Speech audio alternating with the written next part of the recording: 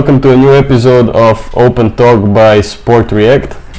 Another one in English because we have privilege and honor to interview a strength and conditioning coach from Texas University. He's a strength and conditioning coach for women's basketball team.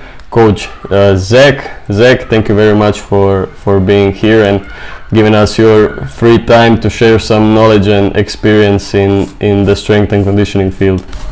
Absolutely, thanks for having me. Okay, we'll start immediately because we are a little bit on a time limit, so that we pass through everything that we have to pass through. Okay, so the first topic that I would like to go through is load monitoring and management.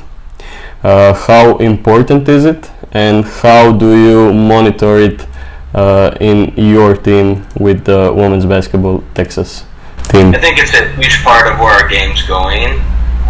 We do it in a couple different ways. So we have force plates, so we'll jump the athletes 2 or 3 times a week before practice, sometimes after, just to kind of see the fatigue drop out for practice. We have elite form, which is on our racks, which picks up bar velocity. So if bar velocities are increasing or decreasing, it can be a sign of overtraining or undertraining. And we use catapult, which is a wearable for on the court. So we'll lay all 3 of those over, and kind of come up with a plan for the week. The cool part about that is we can see numbers we need to hit in games, and then kind of work back from there. So for instance, if you hit 800 in a game, if practice we're only hitting 400, we're not quite getting there. Another thing I like about it is you're going to have players in practice not get as many reps as the starters. So it's a way that we can, after practice, if you didn't hit the average load for your position per se, we would do extra individual work after practice. Usually the reason why you're not playing is because of a skill issue, not necessarily a in-shape issue. So instead of biking athletes after, running on the treadmill or down and backs, any of that stuff, I'd rather them actually get better at the sport they're playing. So whether it's an individual or small-sided games, we can do that just so those loads get closer to the athletes that are actually playing. And when your number gets called and you're number 9 on the bench, I have no worries that you'll be in shape, ready to handle the game loads. I'm interested, what would you suggest to strength and conditioning coaches in clubs and organizations that necessarily don't have the technology that supports everything that we need so we can monitor the load? I think the biggest thing and easiest you can do is just have a stopwatch and start when practice starts, when practice stops. So I think a lot of people, they try to get all fancy with everything, but time on feet, I think, is your biggest indicator of load. Just try standing for 3 hours. It's pretty hard. So it's one of those things on the most basic level, like start practice, stop practice. You can set it up so you have high duration days, low duration days. And then within that, if you want to get even fancier, you could have, if there's a bunch of you guys, you could, how long are players in drills? How long are they out of drills? But I think the easiest is literally when practice starts, start your watch. When it ends, end it. And then see if you have trends of, hey, every day we go for 3 hours, or every day, high one day, low one day.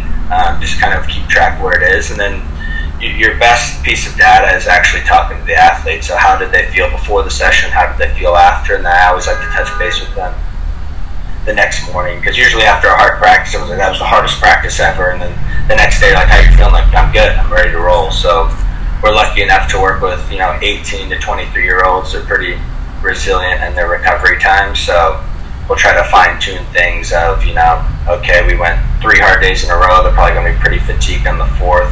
Maybe we go shorter today, or if you can't, you need to employ better recovery strategies as far as hydration, nutrition, sleep.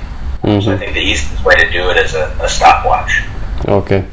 Now I'm interested when it comes to explosive strength work in the season. So from what I know, the most advices that I got from more experienced strength and conditioning coaches is usually to try to maintain the level of explosive strength that we developed in the off season, and not really do it as much in season because of the sport, the specific of the sport and basketball, so we do a lot of plyos in that. So I'm interested, do you maybe have an answer, what's the limit when it comes to intensity and volume for explosive strength in season? Yeah, I think the big thing is like people forget like you're going to get maximal jumps and maximal sprinting hopefully in practice and in the games. So it's covered there, but I don't think you should take it out in training. I think I get this question a lot because we lift before practice, like are you going to be fatigued for practice? But if you modulate, intensity and volume appropriately, I think you can get away with, training like you were before. I think the biggest thing which kills people in season is volume. So, we can do explosive strength, but if you're just doing, 3 sets of 1, that's not very fatiguing. And usually for a lot of our sessions, like if I need to hit a good power number, strength, speed, it can be, hey, we're going to work up to one hard set. So 1 rep, 2 rep, and then however you're feeling that day, go for it. And, if you're actually only doing 1, maximal intent set at the end, you're not going to be that fatigued, especially if what you did in the off season kind of correlates to what you're doing in season. So it's not really, I think you get in trouble when you have high volume and then you introduce like new exercises that they've never done. That's usually when people get sore. And then I think frequency, a lot of people in season pull back, so they went from in the off season training, 3 to 5 times a week, and then in season they drop it down to 1 or 2. And then the only time I feel like I personally really get sore is when you take long bouts off from exercise. So if you're constantly hitting that stuff every day, you kind of work that resilience, that robustness that you need in season. I understand. Do you have control of all of your athletes during the off season as well, or do they work with somebody else in that period? So we're lucky enough here. We trained 49 out of the 52 weeks last year. So okay. A little break when, we're lucky here. So we'll have like once school gets out, they usually go home for a week or 2, come back, and then when summer session is over, they'll have like a week or 2 off. But other than that, like they're with my staff and I the whole rest of the year. So we're lucky enough where we have pretty much control over, volumes you're doing for practice, volumes you're doing for conditioning and strength training. So it's a very kind of modulated system. Okay. Do you have some athletes that are with Team USA during summer or no? Yeah, so we were fortunate enough to have one of our freshmen that left for 2 weeks or I think it's a month to play with Team USA over in Europe this year. And it's kind of one of those things, we train for a week, and then while they're gone playing, we're constantly communicating, sending them, what we're doing. They're obviously doing a ton of things on the court, so I'm more geared of, hey, what are some recovery modalities we can do to help you through, these 2 and 3 hour practices. And so it's kind of keeping them on top of their habits, for a better term. So is there some difference in approach with those athletes when it comes to, let's say, first few weeks of preseason, or they start immediately the same stuff as the rest? Yeah, so what we'll usually do is once they get back, if they get back, we're already in week 8 of training and they've only done 5 weeks and they took 3 weeks off, we'll usually bring them back in, and I'll usually cut off a few sets. So if everyone's doing 5 sets, they might do 3 or 4. We'll start out on the conservative route, and then these athletes are really amazing how much they can bounce back. But once again, you monitor volume. We just usually take a few sets off, and then after a week or 2, they're ready to roll. But I usually go by what they say. So if they're like, hey, after the first day I felt great, I'm like, okay, we can do a little more, and then a little more, and then a little more. I understand. You mentioned pre-practice lifts, so I'm interested, do you communicate with head coach what will you do in that day, and then keep up the today's popular sentence, high days high, low days low? Do you try to work like that, or how does that work with you? We'll do that high days high and low days low. Okay. Just that way on our low days they can actually have time to recover. The problem is if you have a high day on the court and then a low day in the weight room, and then a low day on the court and then high day at the weight room, you just meet all the time. So it's one of those things we sit down and coach is like, hey, this is going to be a really long demanding practice, so I might do more strength work just because it's slower. Just like practice will be slower, you can't go 100 miles an hour for 3 hours straight. But if we have an hour and a half practice and it's speed up and down the court, we're going to do things that mimic speed in the weight room. And then in season, it kind of ends up working itself out because your furthest practices away from the games are usually your longest practices. So that's when you do all your technical, tactical things where you're standing around going through plays, the scouting report. So it'll be more strength, slow-paced movements in the weight room. And then as we get closer to competition, the speed more mimics game-like speed. I understand. And do you use post-game lifts or not as much? So we're lucky enough for our athletes, anytime we practice, they're required to get 3 lifts a week, but most of them get 5 or 6. Okay. So to me, if you're already lifting 5 or 6 times, especially how quick our turnarounds are, we play a game and then we fly back. We usually don't worry about lifting then. Our players that don't play as much will usually get in a lift before the game, and they'll do like small-sided individual group before the game. But other than that, we don't really worry about lifting on the road or after the games. They're kind of occupied with a bunch of other stuff after the games, with media, fans, all that kind of stuff. I understand. And when it comes to pre-game preparation, warm-up and stability, mobility, what do you use of, let's say, exercises or program? How long does it take, and how do you keep the athletes focused? Because we know that that's usually for them the most boring part of the game, of the practice, of everything when it comes to basketball.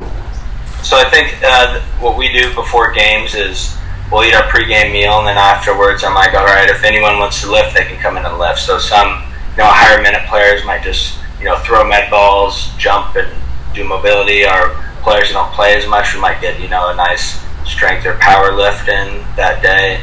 About an hour before tip, we'll kind of start our dynamic warm-up. Very basic, nothing crazy. I don't have a bunch of gadgets and stuff out there. I kind of feel like, at this stage in your career, you know what you need to get ready. I think for a lot of these athletes, they're super excited for the game, so it's more of like, hey, let's do less before the game. I know with our men's team a couple years ago, we actually put the load monitoring things on them an hour before the game, and we found there were some guys who were doing a game's worth of load before the game. Interesting. They wanted to shoot more, and when fans start to show up, you want to dunk more and all that stuff. And I was like, all right, guys, let's cool this down because you're pretty much playing a game before you play a game. So it's kind of one of those things where like, I wonder why these guys are getting tired at the end of the game, and you're like, oh, hour and a half before the game, they're already shooting, playing, all that, kind of getting your jitters out. So it's unbelievable. Like, hey, let's use this time for more of, mindset work, calming your system down, going over, your playbook, sitting down with the coach, going over film, and then as we get closer to game, then we start ramping things up. Do you have a problem with those kinds of athletes where you need to tell them, slow down, chill out a little bit? Yeah, so I get it. Like, we've all been there, pre-game jitters, like, you're feeling good, you want to keep getting after it, and it's more of like, all right, our most important part is the game at 7. We don't need to use all our load at 5:30 to 6. Yeah. So it's kind of like, how better can we use that time? And then that's how we, we set up nap pods for these guys after the pregame meal. They can take a nap. They can do film with our video person, different things like that to kind of keep them occupied. They can get more treatment. And then I just tell them, hey, an hour before the game, we'll do a dynamic warm-up, and then that's when you can do all your skill work with the ball, shoot as much as you want. But there'll be a few people I have to remind, like, hey, we got to play it a little bit, so just chill out. That's pretty typical. So I know that, from what I know at least, most of US arenas and facilities are pretty good when it comes to equipment. Do you ever have a challenge of figuring out what to do with the players because you maybe don't have everything that you need? So I don't know, you planned, let's say, how you said here, some med ball throws and similar, but you don't have med balls in the place that you are. So how do you work around that? That's why I try to keep it pretty simple. Of like, if we can't travel with it, I usually won't do it before their game, because I don't want an athlete to have to depend on a massage gun for some reason. The massage gun's dead, or the bags got lost at the foam roller, so we don't have foam rollers. So different things like that, where it's like, hey, we don't have med balls this week, but we can, jump up the stairs at the arena, or we can do some sprints or bounding or different things like that. We kind of switch it up all the time, so they never really know, like, hey, well, I guess we didn't have this certain piece of equipment that we did. And at the end of the day, like, they need to shoot the ball as much as they can before the game, because you get points for that, not that ball flopping or anything. That's true. So I myself don't have experience with female basketball athletes, so I'm interested, what's the biggest challenge when it comes to working with female athletes? People, I think, estimate the difference between male and female. I've worked with plenty of females that are way tougher than any guy I've worked with, and I've worked with plenty of guys that are softer than any female I've ever worked with. So I think it's a N of one of knowing your player's personality type and then trying to get them better, fitted for that game. I've worked with plenty of guys that don't like to lift, and plenty of females that all they want to do is train. So there's no rule. Exactly. Yeah. So I think the biggest thing is, these athletes, they're basketball players. They don't, there's some that really like training, but at the end of the day, I want them to like the game of basketball more than lifting. So for them, I think it's a results-driven business. So if they know that if they come to me, before a game, they're going to get right for the game, feel good, whatever they need, I got them covered. So I think it's, if you're getting results in a certain area, you're more inclined to come back, even if you don't necessarily like it. I understand. So basketball seasons are pretty long in all divisions, college, NBA, EuroLeague. Wherever you play a long season, so you travel a lot as well. How does that affect performance with your athletes? Long travels and... Well, so for our travel, we get to charter okay. most of the time. So we literally leave that night, play the next day, and then fly back. So these trips are 36, 48 hours tops. So the biggest thing is we try to, control the controllables. So are you there? Yeah, it's good.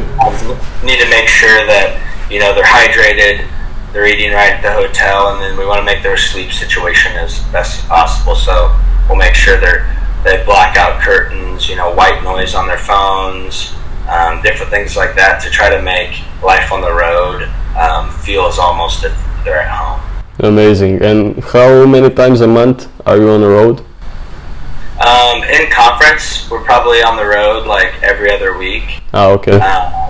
And so it just all depends on, there could be weeks where we're on the road. We have 3-way games, but usually it's, you play at home and then an away. So it's pretty hectic, and that's why in the off season we try to get them into those habits of, here's how you take care of yourself before a game, here's how you take care of yourself on the road. So there's no real difference. The only difference is you're just in a different hotel room. That makes sense. So I have a question that's not necessarily connected to your job, but that's something that's not so familiar to me, and I believe to most of the viewers as well. When it comes to student athlete status, how would a week look for a student athlete when it comes to the student part? So learning, studying. Pretty hectic at Texas. It's a very academic heavy institution. So it's not, you don't go to class. Everyone has to go to class. You have to get good grades. It's very competitive academically. So the athlete has to juggle the high demands of basketball and then also the high demands of school. So if you don't pass your classes, you don't get to play. So really? It's one of those things you have to get the academic side done first, and that allows you to play. And so it's a lot of things in high school or younger education, you didn't have much structures. Your parents basically dictated, you showed up, you go home, pretty easy. And now it's okay, you have this free time, how do we manage our schedule? So we sit down with the basics of, okay, it's Monday, you have Tuesday tomorrow, how are you setting your day up for success for tomorrow? So, if you need to have food for you because you're not going to have time to get lunch, make sure you take care of that ahead of time. If you're going to have an hour of downtime, you should probably study during that time. You can read a book while you're getting treatment, all that kind of things. These kids have tutors, all that kind of stuff. So it's definitely a full-time job. They're probably busy from 6 in the morning till 8 at night, and that's why it's so important to have some structure to your life. Do you know, maybe does late night studying or stress over a test affect performance? Yeah, so the cool thing we found is with our force plates is everything affects force production. So if you have bad night of sleep, you have stress, whether it's your personal relationships, stress with school, like your body doesn't know stress is stress. So what we do is during our finals period, they have like a week where they have all their final exams for their tests. So that's super, taxing on them mentally, which drains into them physically. They're probably not sleeping as much. So we'll do different things where we'll cut down the load and weights and in practice just to kind of compensate for those outside stressors. We'll notice like if they have a couple force plate jumps that are, trending down, we can ask questions of like, hey, is it a nutrition thing, hydration, sleep, or is it an outside stressor? Do you have academics? Do you have relationship problems? Do you have outside distractions that are kind of limiting you from being your best? And then we try to put systems into play to help mitigate those as much as possible. And during March Madness, there's no school, or there's school as well? There is school, which oh my god. It's nearing towards the end of the year, so it's kind of a hectic time for everybody because during March Madness, it's one of those things like, once you're in the tournament, if you lose, you're done. Yeah. And it's also around the same time where they have finals. So it's a high stress environment. So that's our job, the months prior to be like, hey, stay on top of your academics so you're not up till, midnight studying when we have a game the next day. So try to, put plans in place to be able to, operate at a high level. Makes sense. To go back a little bit on the job specific, I'm interested when it comes to recovery. What's the methods that you like to use the most? Maybe you can even separate it when it comes to on the road and at home, if there is difference. If there's no difference, then okay. Yeah, I think the biggest thing is, you have active recovery and passive recovery. I think active recovery is always best. So I always tell our athletes, movement is medicine. So you might be super sore, but the worst thing you can do is, lay in your bed all day and watch Netflix. And so what we'll do is we're lucky enough at the University of Texas to have access to, cold tubs, hot tubs, saunas, cryo chambers, Normatec booths, massage therapists. We have a full-time athletic trainer that works with us. So we try to, in the off season, put them through everything, and then they kind of figure out, hey, I like cold, or I like hot, or sauna helps me, or I really like getting massages before a game, and we kind of figure out what works best for that person. And we've all heard, the placebo effect is still in effect, and so if an athlete thinks they need a cold tub, boots, and sauna to be ready to go, like, we're going to have those things in place to do that. The ice, there's reviews with ice is good, ice is bad. I think it's one of those things after a really hard game, or if you have back-to-back games, like in the tournament, in our conference tournament, we play hopefully 3 games in a row. We'll use ice as a modality for all our high-minute players, whether they like it or not. And then I think, you can do all the recovery in the world, but if you're not sleeping great, eating and hydrating, like, it doesn't really matter. You can stretch as much as you want, get as many massages as you want, but if you're only sleeping 5 hours a night, like, it doesn't really matter. It's kind of getting them, their sleep hygiene in check, and then eating and hydrating, it's the best recovery around. Okay, we touched a little bit pre-game lifts, but I'm interested, do you use microdosing technology method, or so let's say that you separate in 2 to 3 sessions before the game on game day, or do you do it, 30 to 45 minutes, just everything in one session? So we'll do in the off season, it's your traditional like 45 to 60 minute lifts, conditioning, whatever, and then in season I'm more of a fan of frequency. So what I did, we figured this out way back when I was at Kansas. My mentor Andrea Hootie used to do this. So the guys didn't necessarily like lifting, and she was like, well, just come in 20 minutes before practice, you can do anything for 20 minutes. So it was like we had a warm up, and then let's say our big lift of the day was back squat. It's like, okay, we're going to do warm up, and then you're going to do 4 sets of back squat and go to practice. And she was like, well, this is a way for them to get in. We'll see if they get better. We noticed the guys that came in more and only lifted for 20 minutes got at least as good as results or better than the guys who were in there for 45 minutes to an hour.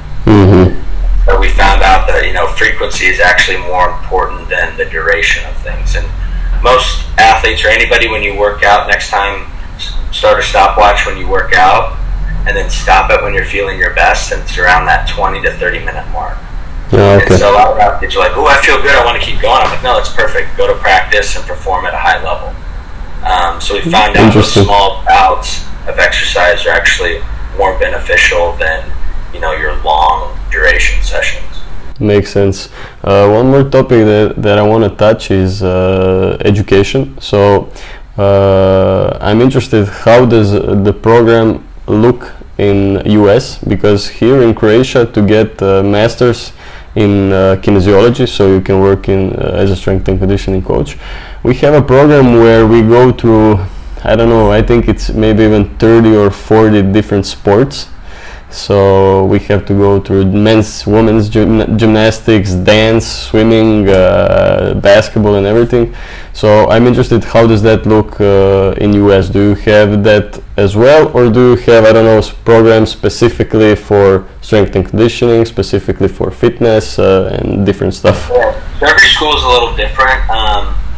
Most people, to be a strength coach, you have to get a degree in a related field, so kinesiology, biomechanics, any of those things, and then from there you have the option to, most people go on and get their masters in one of those as well. I think the most helpful thing is getting an internship. So I was lucky enough, when I got into college, I kind of knew what I wanted to do, and at the University of Kansas, I was lucky enough that they let me intern as a freshman. So when I was 18, I was able to work with every single team they had there. I think they had like 20 sports. So I got to work with everyone from, cheerleading and dance, football, track and field, basketball, baseball, everything. And so I think, time actually watching, athletes train is what gets you really good. So you can see how different athletes,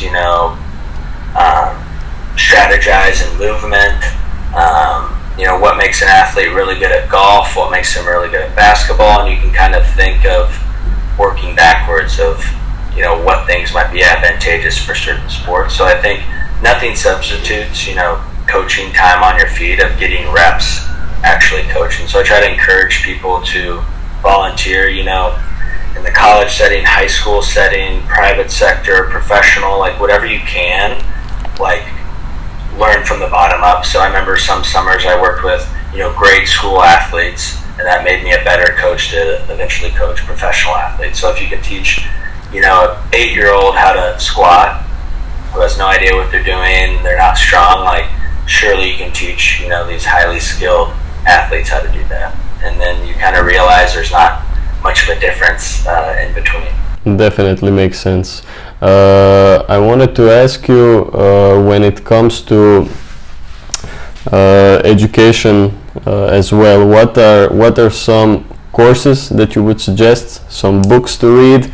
You can name 2 or 3, you don't have to name too much, or if you want you can name 10. Depends on you. I think there's a couple really good courses out there. My coworker put together a great one, Corey Schlesinger. It's called microdosing. And it's basically like an in-depth thing of what we've done over the past decade. I'm not a big, I used to read a bunch of books and all that stuff, but I think the best thing is to watch other coaches at a really high level do what they do. It's one thing to read about in a textbook, but it's like, how do you implement that with the athlete? And I think, it's great. I can tell people who've just read books that they've not necessarily worked with athletes, because a lot of the stuff they describe in the books, there's no way you could do that in the team setting. Yeah. Maybe individual, sure, but I think the best thing you can do is find a great coach in your area. I would take continuing ed money and go fly out to a coach who I thought was doing something at a really high level and watch them for a week.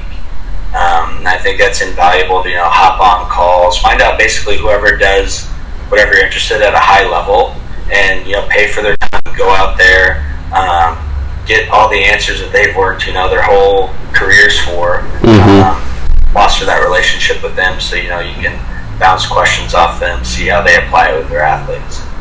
So to stay a little bit more on that topic, I'm interested. You mentioned here a lot of, we can say, mentorship stuff, where you look what other coaches do and get some advice. So when it comes to self-education, in self-education we can put courses, books, and mentors, so some kind of internships. Formal education, experience, and personal characteristics. How would you position those four things when it comes to getting a job, let's say in a university or WNBA, NBA? How would you rank them? I think the biggest thing is you obviously need a degree in the field to know what the heck you're talking about. Yeah. You can play sports all your life, but if you don't know what happens, on a molecular level or what's actually going on in the system, I think it really hamstrings you for your whole development.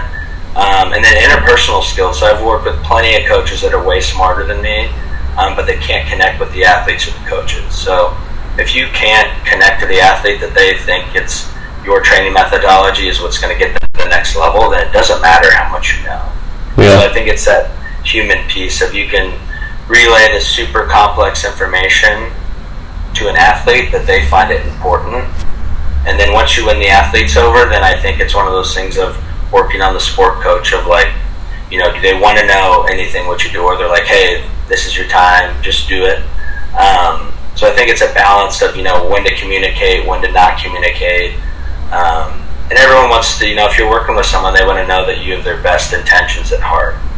And so I think those interpersonal skills are great, and then after that, I think you need to find a great mentor. Like I'm definitely not self-made. I think I would not be in the chair I am today without countless people putting time into me.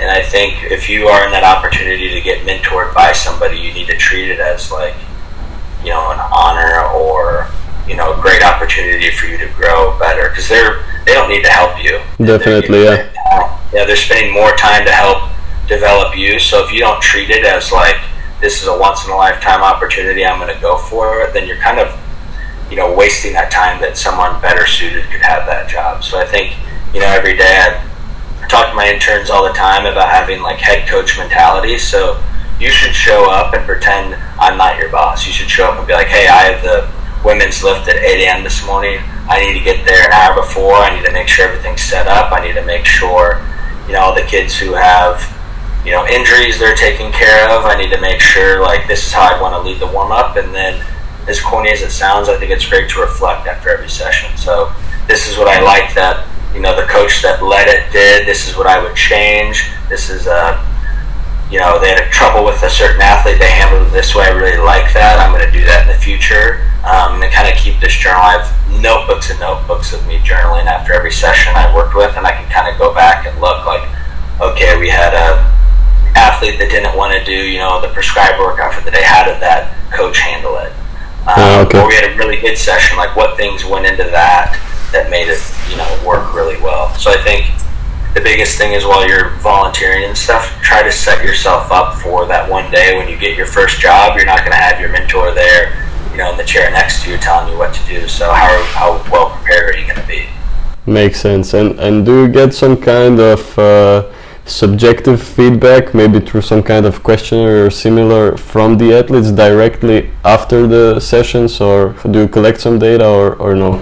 Yeah, my biggest thing is just chatting with them. So the more you get to know your athlete, the more you know of like how they're feeling that day. Are they a moody athlete, or are they the same consistent person every time? I think you really know when you're doing something right when athletes want to come in outside of their required time. So if your required time is Monday, Wednesday, Friday, like the athlete has to show up to that. So if they show up to that, like that's not you. What I mean? But if they're coming in on their off days or want to come in for extra, or want to, learn, why they're doing a certain thing, I think that's when it shows that you actually have them hooked. Makes sense. And do you have? I know that I had a conversation with somebody who actually our second guest on the podcast, Marin Dadic. He's a strength and conditioning coach for Croatia football national team, and he mentioned during the World Cup in Qatar this winter they had like gym sessions scheduled every day from, let's say, 8 to 12 a.m. So do you have in a day like that, okay, so you can come in a gym from, I don't know, 8 to 12, and then from 8 p.m. to 8 p.m. as well, and then if they don't come within that time, there's no gym session in that day, or do you still come in some different time? We have open hours, and okay. I'm really open with them of like, hey, if you can't come between 10 and 2, text me and we'll make time. But I'm big with, you need to plan out your day before, so don't text me at 1:50 and be like, hey, I couldn't make it, can you come back at 3? Like, that doesn't fly with me. So it's, I respect your time, you respect my time, but we give them plenty of opportunities to come in. It's so different. I want to prepare them for the real world. So if you have a meeting, with your boss or a colleague that's going to help you, like, you can't blow off that obligation just because you wanted to eat lunch longer with your buddy, or you wanted to, whatever, go shopping that day. Yeah. And the one thing is, like, if getting better is really a priority to you, you're going to find time between that time period, or text me ahead of time to, come in later. Yeah, makes sense. I'm interested, so at least I can say for myself, in this job and in this field, I always think at least a little bit ahead. Where would I like to be in, I don't know, a month, 2, 6, 12? So I'm interested, do you have already maybe like, since you're pretty long already in this field, like an end goal, somewhere that you want to finish? I don't know, is it WNBA, NBA overseas, something like that, or you don't think that far ahead? I think when I was younger, I would have been like, I want to be an NBA strength coach, or whatever your dream job is. But the more and more I do it, I feel like you should stay at the place where you can create the biggest impact.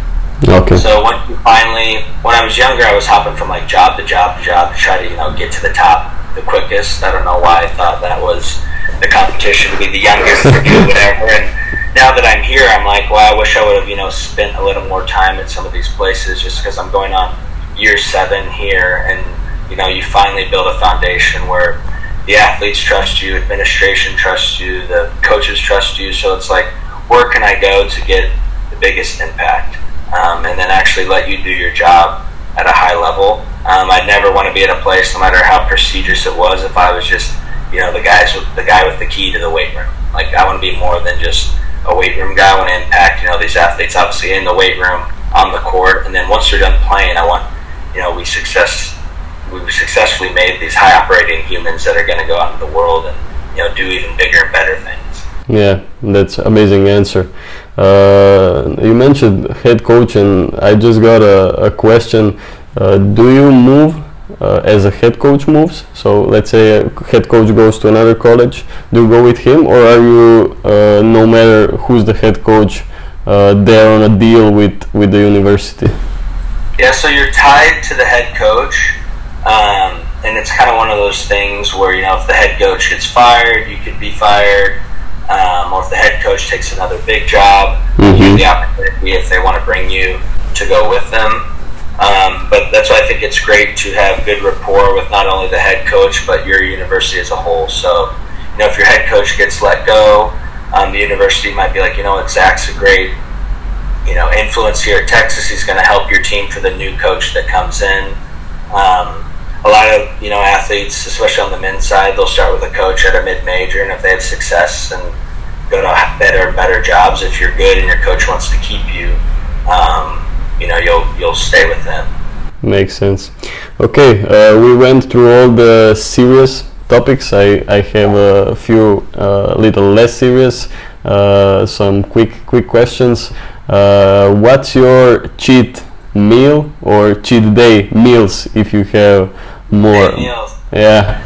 I think I'm a big foodie in Austin, Texas. It's like the foodie capital of America, I think. So you got a little bit of everything. We have these things called food trucks, where it's small little boutique restaurants all over the place. So usually what I'll do is I'll find a few restaurants, maybe on a Saturday, like get a good lunch somewhere, or go get a dinner with friends. But I think my favorite thing down here is barbecue, and then I've never ate so many tacos as when I came to Texas. I think tacos, and then I love chicken wings. So any one of those, if they're done at like a high level, like I see a lot of correlation between like high level food restaurants and sports. Like there has to be preparation, thought go into it. Like you have to perfect your skills over the year to come out with good dishes, and then how do you eat them on a consistent basis every night. So like we're trying to give a consistent sports product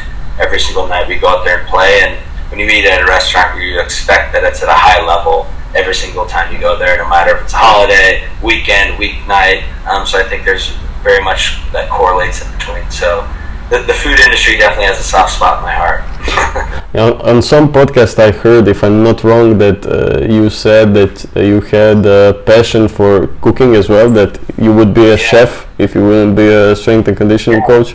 So growing up, this is funny, my dad's side of the family, my grandma owned a catering company, and so all his brothers would help cook when they were a kid. So when I grew up, I know it's traditionally like the woman cooks and the dad doesn't, you know what I mean? But at my house, like my dad would cook every meal. So I was like, oh, if you want to be a man, like men cook. And so I remember I would help him every night. We'd cook dinner together. He'd teach me, what goes together, how to chop things, all these different things. And I remember going to a friend's house and his mom was cooking. And I came home and I'm like, isn't that weird that, Jimmy's mom cooks? And my mom laughed because she's like, well, that's how it usually is everywhere. But your dad just is a really good cook and likes doing that. So luckily it's a skill that I learned and loved. I call it my creative outlet. So I don't draw, sing, or dance or anything. But I think I express myself, creatively with cooking. Amazing. So since right now you are in women's basketball, would you rather be in NCAA championship game or WNBA game 7? Ooh, I don't know. That's tough. I've never been to a WNBA game 7. Obviously, professional environment. It's the highest form of competition, but the fan base that we have in college basketball, it's like nothing I've ever seen. I was lucky enough to work with men's basketball at Kansas, and they would sell out every single game. There'd be lines from students trying to get in. It was the hottest ticket in town. And NBA, it's really not like that. People pay to get their tickets and they'll go to some games and not the others. But no cooler environment than college athletes. Kind of a do or die situation. It's one game and go home. I think the NCAA environment's a lot of fun. True, good answer. So when it comes to your own training session, are you more a machine guy or free weights guy?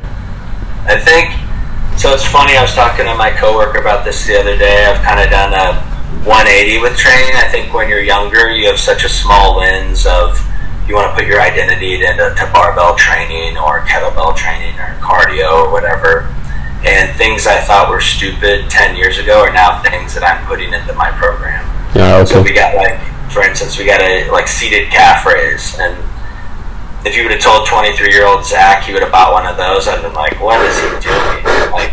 This is dumb. You don't need to use that. Now it's one of those things we use with our athletes every single day. So I think it's kind of a lesson to me of being open. Everything has its purpose. It just matters when. So especially in my older age, I can't my warm-up can't just be the bar and then a 45 and then another 45. I have to do all these things to help warm me up, and it's actually kind of given me some perspective of, these athletes, like they practice for 3 hours, so the next day they're going to feel probably as old as me. And so, we need to warm up a little longer, or maybe, days where they're not feeling as good. It's like, okay, I know back squat was on the agenda, but let's do a split squat, or let's do a leg press or something like that. So it's definitely helped me kind of broaden my, thought process for training. Amazing. The last question that we like to ask all of our guests is a little bit deeper one, so you can give yourself some thought. How would Zack like to be remembered one day when it's all said and done, in the family field, strength and conditioning field, as a friend. What would you like people to say about Zack? I mean, I'd like for people to say that I was, a selfless person, like willing to do whatever they can to help elevate the people around them. So I think if, in this world, not to get all sappy, but if people spent more time, elevating the others around them, I think, that would really help, society as a whole. You obviously can't do that until you take care of yourself first.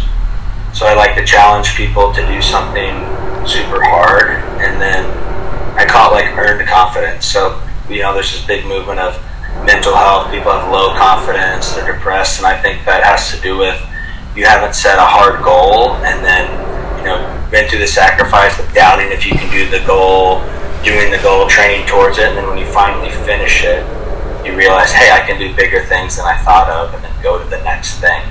I think if you earn that confidence through hard work, it has to be something where it scares you that you're not going to be able to complete it, and when you figure out, like, hey, I can do anything I put my mind to, I think it just gives you all the confidence in the world. I think a lot of people see these high operators, and think, well, I could never do that, but at the end of the day, like, they're just a normal person like you.